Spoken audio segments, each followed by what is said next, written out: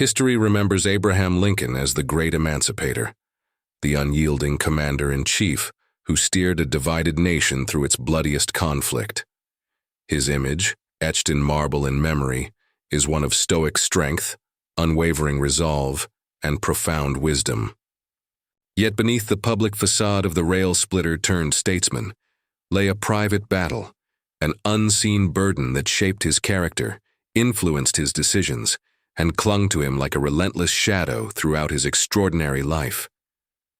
This was not a temporary sorrow, but a deep-seated melancholia, a clinical depression that defied the simple understanding of his era. Tonight, we begin to peel back the layers of history to uncover this intimate struggle, understanding how a man so deeply afflicted could yet rise to such unparalleled heights of leadership. The term melancholy in the 19th century barely scratches the surface of what Abraham Lincoln endured. Modern psychology would likely diagnose it as severe clinical depression. It manifested not merely as fleeting sadness, but as periods of profound despair, an oppressive weight that stifled joy and threatened to immobilize him completely.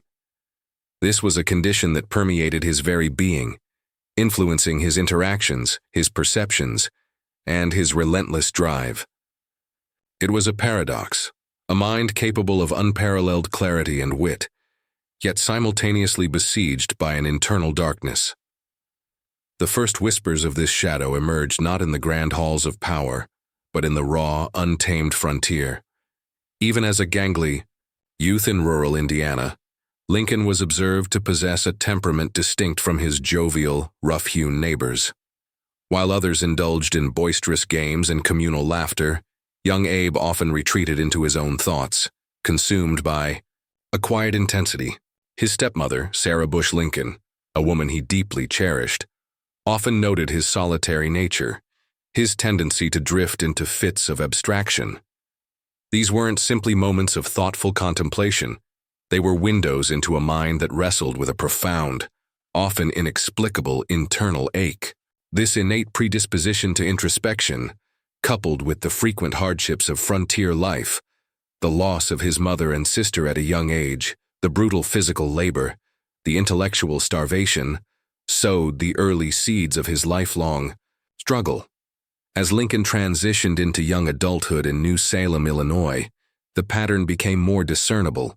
He was a man of contrasts, capable of captivating a crowd with his wit and storytelling, yet prone to sudden, inexplicable bouts of despondency. His friends, though lacking the vocabulary of modern psychology, recognized his unique emotional landscape. They observed him withdrawing, sometimes for days, into a state of profound gloom. He would speak of the hypo, a slang term for hypochondria, or melancholia, with a self-deprecating humor that thinly veiled the depth of his suffering. This was not a plea for sympathy, but an attempt to rationalize, to externalize an internal torment he could neither fully articulate nor escape. His romantic relationships were particularly vulnerable to the ravages of this unseen burden. His deep affection for Anne Rutledge, a bright and vibrant young woman, offered him a rare glimpse of genuine happiness. Accounts suggest that her spirit was a vital antidote to his inner gloom. Her sudden tragic death from fever in 1835 plunged Lincoln into a suicidal despair that shocked his closest companions. For weeks, he was inconsolable, his mind teetering on the brink. His friends literally had to remove razors and knives from his reach, fearing he would act on his dark impulses. They kept a constant vigil, guiding him through the darkest corridors of his grief. This period was not merely acute sorrow, it was a devastating plunge into the abyss of his melancholia, leaving an indelible scar on his psyche and reinforcing the fragility of his mental state.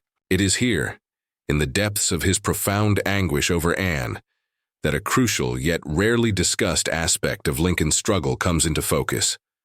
While the conventional narrative portrays this period as solely debilitating, some historians suggest that the extreme clarity of despair, the stripping away of all illusions that deep depression can sometimes bring, paradoxically sharpened his intellectual faculties.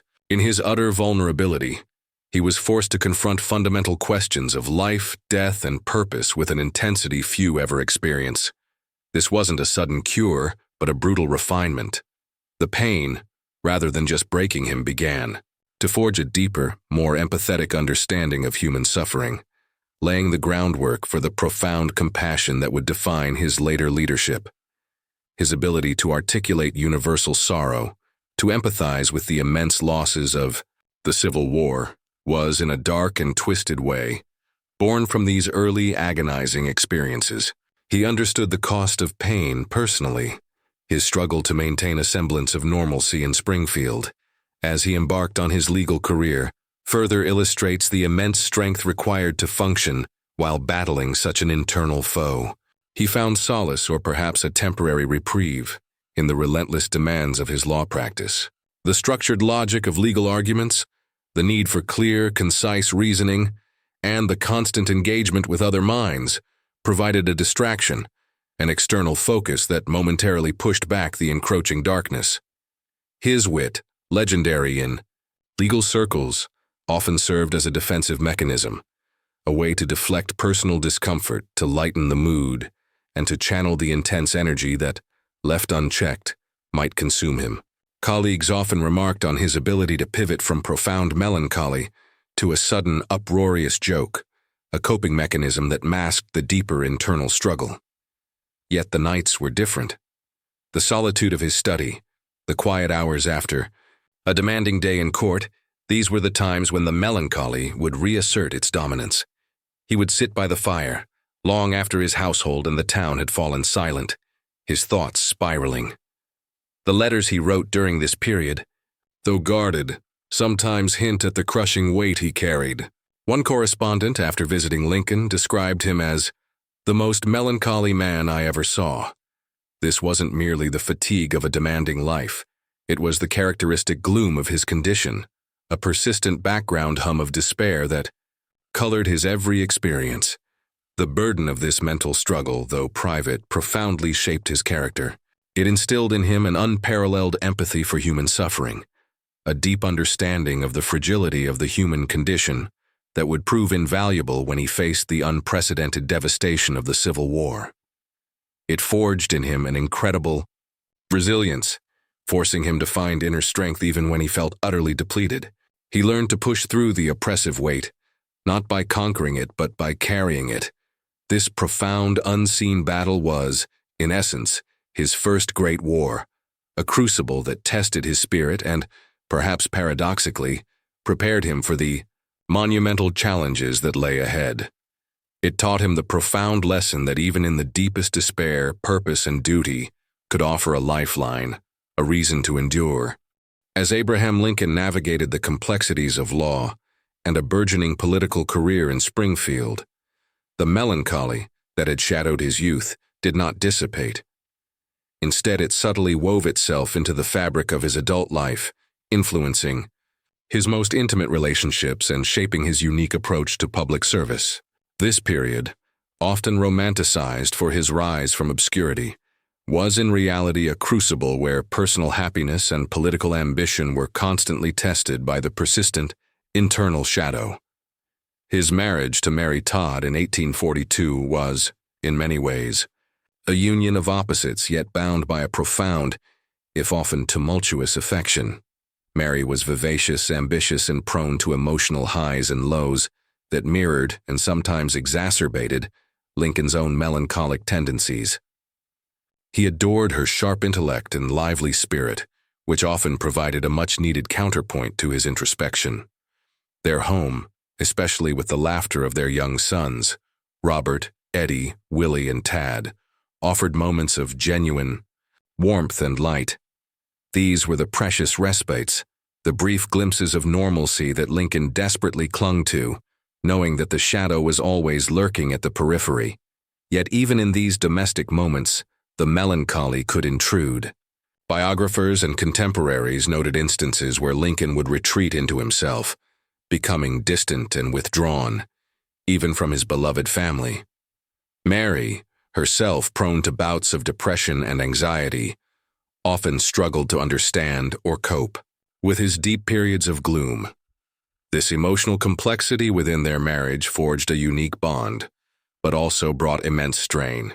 Their shared battles with mental anguish, though rarely discussed openly, created a silent understanding, a shared burden that few outside their intimate circle could comprehend. The warmth of family life was a vital anchor, but it could not entirely dispel the internal chill that often gripped him. As Lincoln's political star began to rise, the demands of public life placed new pressures on his already fragile mental state.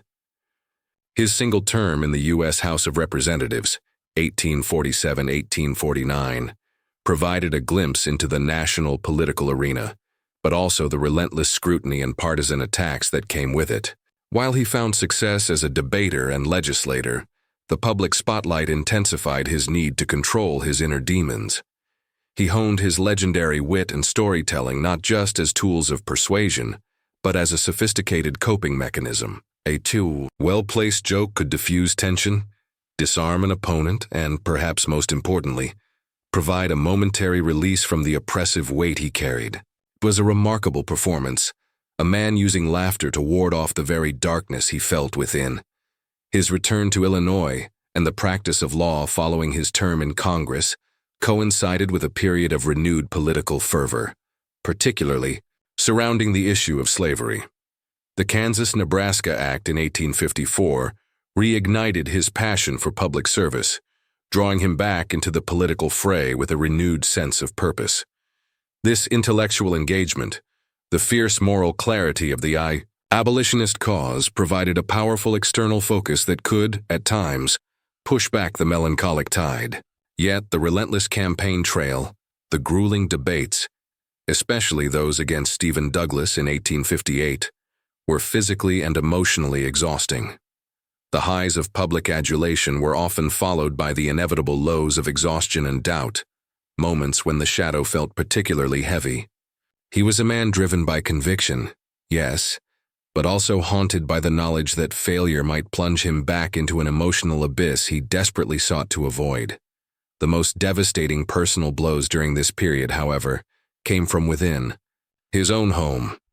The death of his second son, Eddie, in 1850 at the tender age of 4, plunged both Abraham and Mary into a profound grief that mirrored, and in many ways intensified, his earlier despair over Anne Rutledge.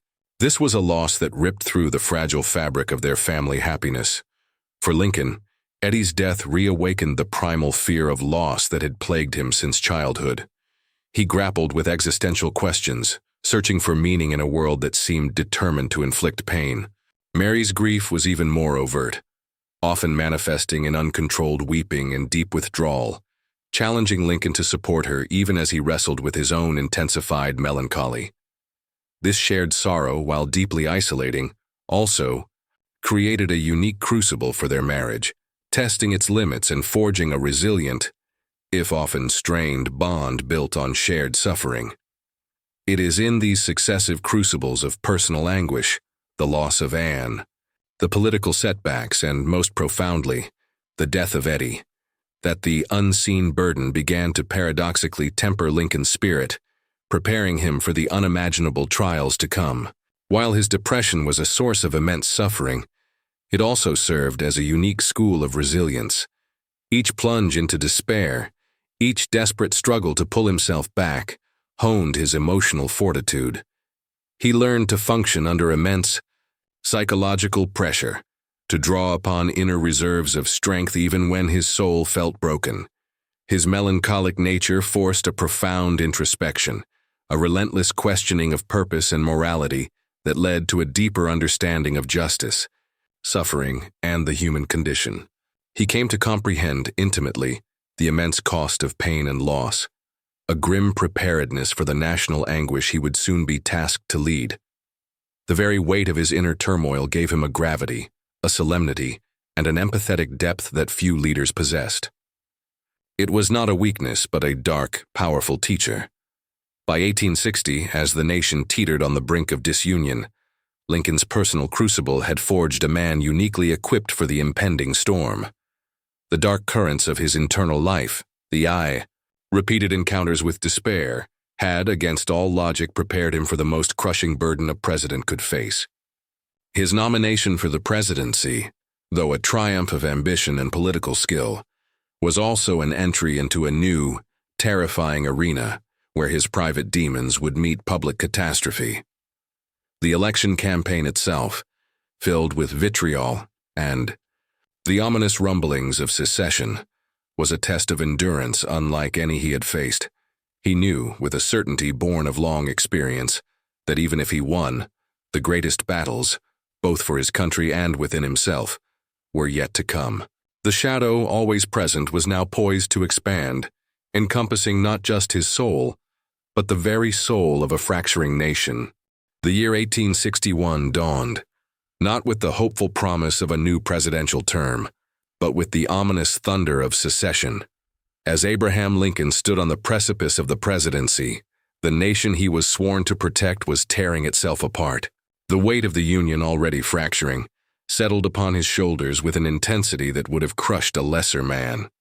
For Lincoln, this public catastrophe was inextricably linked to his private struggle. The melancholy that had been his lifelong companion now faced its ultimate test, merging with the very fate of the Republic. His journey to Washington, D.C. was fraught with threats and ill omens. The very air seemed charged with tension, a prelude to the storm. As he delivered his first inaugural address pleading for unity, the words carried not just the weight of constitutional duty, but the echoes of a soul long acquainted with profound sorrow. He knew, with an almost prophetic understanding, the immense pain that awaited the nation, a pain that he, having grappled with his own internal abyss, was uniquely positioned to comprehend. The initial days in the White House were a maelstrom of desperate pleas, insolent defiance, and the agonizing realization that war was inevitable. This was no abstract political crisis. It was the unfolding of a national tragedy, a reflection of the deep-seated anguish that often consumed his own mind. The outbreak of the Civil War was, for Lincoln, a constant, grinding agony. Every battle, every casualty report, every failed military campaign, each blow resonated with the familiar throb of personal loss. The sheer scale of suffering, the thousands upon thousands of young men falling on distant battlefields, became a collective grief that weighed heavily on his already burdened spirit. He would visit hospitals, his tall, gaunt frame moving silently among the wounded, his eyes reflecting the profound empathy born of his own intimate acquaintance with sorrow. He saw not just soldiers, but sons, brothers, fathers, each a personal tragedy piled upon the national one. It was a relentless assault on his emotional fortitude, and the melancholy, far from receding, often intensified its grip. His interactions with his team of rivals, a cabinet composed of men who had once been his political superiors or fierce competitors, were a testament to his unique leadership, but also a stark illustration of his inner strength. Managing these strong, often quarrelsome personalities required immense patience, shrewd political maneuvering, and an uncanny ability to rise above petty grievances. Yet, beneath the surface, Lincoln often retreated into himself. His moments of deep concentration, his prolonged silences, were not always just strategic thinking. They were often battles against the encroaching darkness. His humor, famous for disarming opponents, also served as a vital emotional safety valve, a brief escape from the crushing weight of his duties and his persistent inner turmoil. Those closest to him observed that his jokes often carried an underlying sadness, a reflection of the man who used laughter as a shield against despair. The war's relentless demands bled into his personal life, culminating in a tragedy that would scar him and Mary forever. In February 1862, their beloved son Willie succumbed to typhoid fever at the tender age of 11. This was not merely the loss of a child. It was a devastating reawakening of every previous grief, a wound that tore open the barely healed scars of Anne Rutledge and Eddie. For Abraham, Willie's death was an almost unbearable blow, plunging him into the deepest chasm of despair he had yet encountered. He would often pace the White House halls alone, lost in thought, his face etched with an almost unbearable sorrow. Mary, already prone to severe depression, was utterly shattered, her grief so profound that it often rendered her inconsolable, further isolating Lincoln even within his own family. The White House, once a symbol of power, became a tomb for their shared sorrow, its grand rooms echoing with unexpressed anguish. It is here, in the crucible of Willie's death amidst the bloodiest war, that Lincoln's unseen burden transformed, from a personal affliction into an almost mystical source of national empathy. His profound, intimate understanding of grief and loss, honed by a lifetime of melancholic battles, allowed him to genuinely connect with the suffering of a nation. While others might intellectualize casualty figures, Lincoln felt them. He saw, in every fallen soldier, every grieving mother, a reflection of his own unbearable pain. This was not a weakness, but a rare and terrifying gift. His depression, rather than incapacitating him, forged within him an unparalleled capacity for compassion, a solemn communion with the collective sorrow of the Union. It was this deep, personal empathy that allowed him to articulate the nation's agony in words that resonated across battlefields and homes, transforming public mourning into a shared, sacred duty. He became the nation's chief mourner, not just by title, but by the very nature of his burdened soul. This hidden wound became his greatest strength, empowering him to heal a nation by first sharing its wounds. Despite the relentless emotional toll, Lincoln never broke. He found solace, paradoxically, in the sheer magnitude of his duties. The icy necessity of making life and death decisions, the strategic chess game of war, the endless stream of policy debates. These forced his mind outward, demanding constant engagement. He would often read humorous stories or attend plays, not merely for entertainment, but as vital, temporary escapes from the crushing realities of his office and his inner world.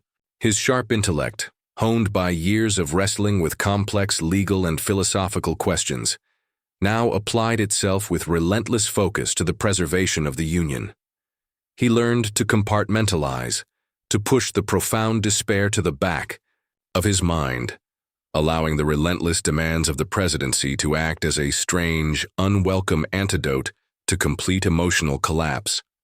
The burden of leadership, intertwined with his private melancholy, also manifested in his physical appearance. His already gaunt frame grew thinner, his face more deeply lined, his eyes taking on a haunting, faraway look that many contemporaries noted. He carried the weight of the war not just on his shoulders, but in every fiber of his being. Yet, from this immense suffering, a profound clarity emerged.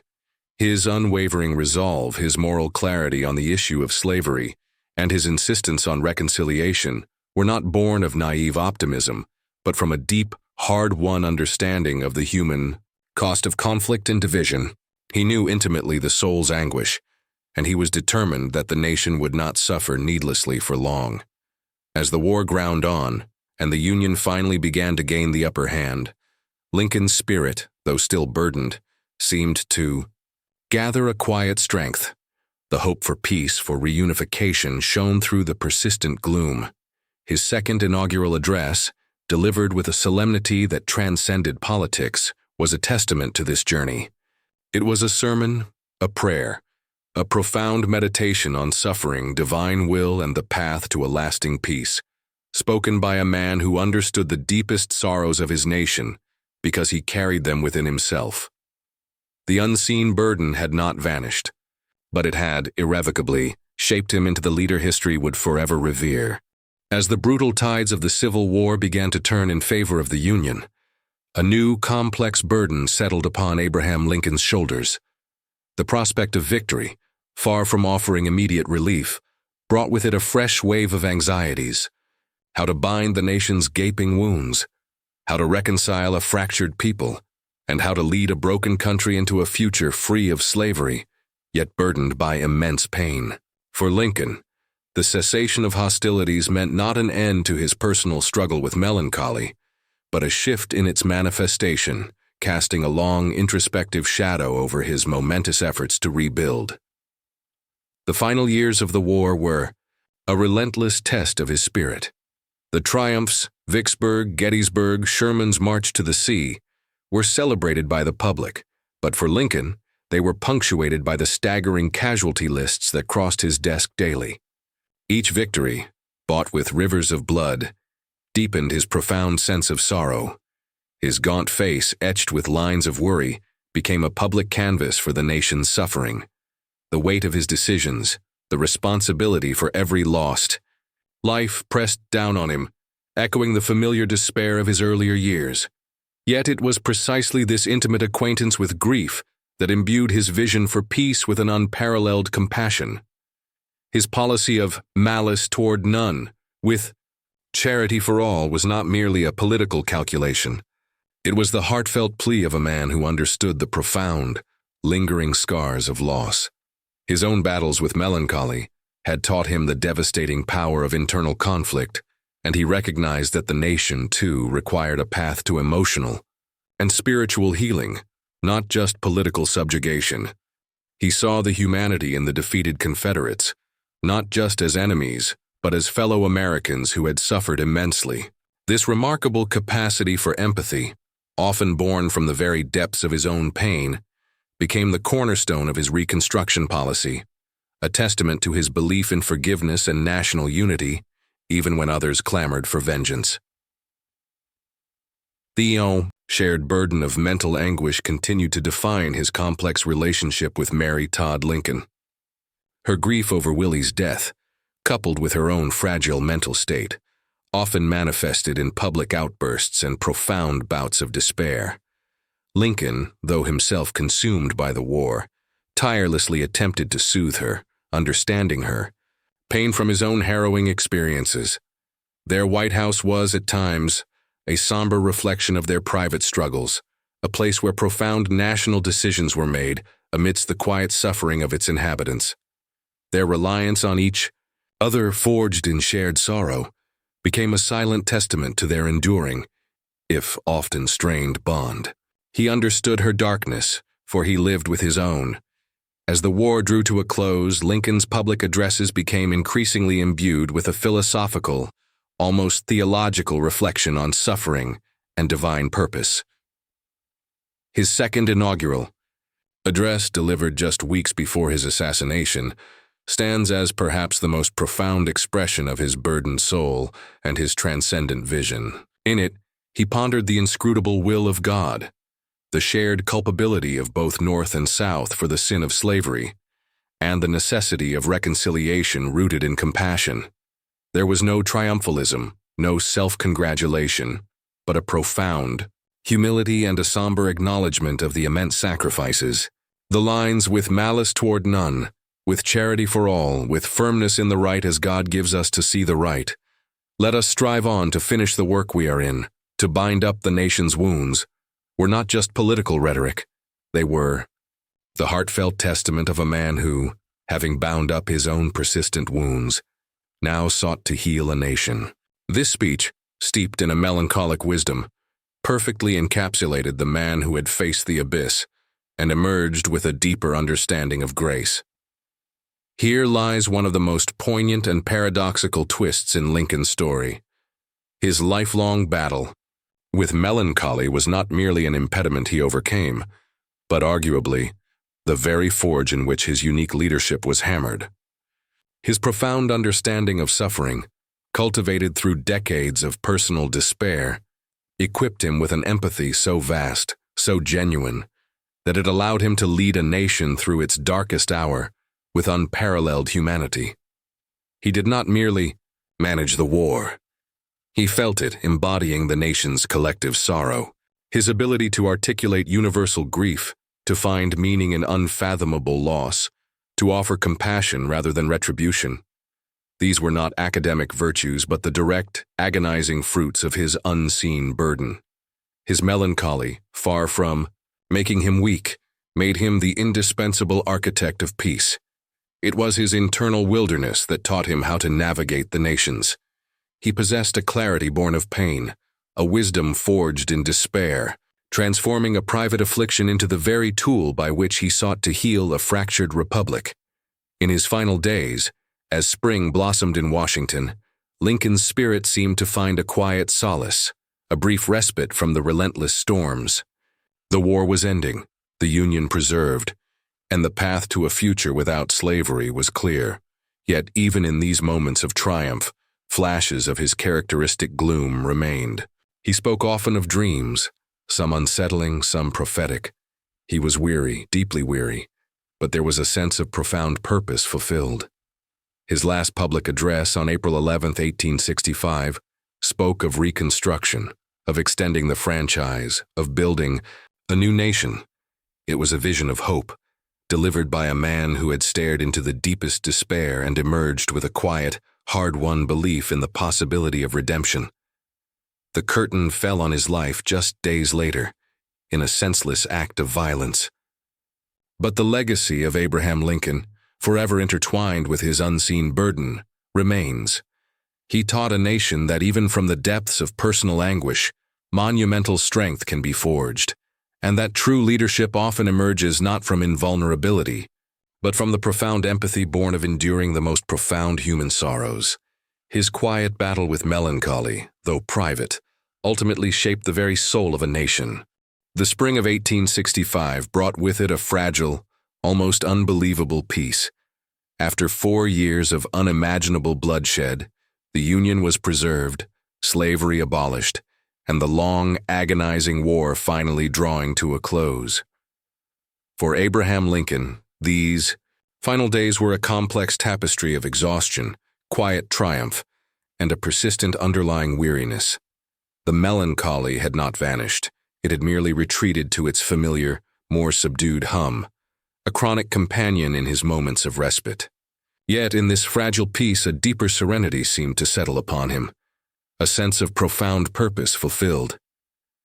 In the days following Lee's surrender at Appomattox, Lincoln moved with a lighter step, though his frame remained gaunt and his face etched with the indelible marks of conflict. He spoke of healing, of reconciliation, of binding up the nation's wounds with malice toward none, with charity for all. This was not just political rhetoric. It was the heartfelt conviction of a man who understood the profound personal cost of division and hatred. His own deep-seated sorrow had taught him the necessity of compassion, the absolute imperative of forgiveness for true healing to begin. He saw the enormity of the task ahead, Reconstruction, as not just a political challenge, but a moral and emotional one, a national counterpart to his own lifelong struggle for inner peace. His final public address, delivered on April 11, 1865, from a White House window, hinted at his vision for a reunited America, even touching on the radical idea of suffrage for black veterans.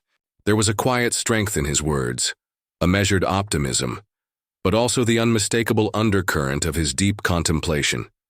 He spoke of unity, of future challenges, perhaps sensing with a foreboding born of experience that the path ahead would still be fraught with obstacles.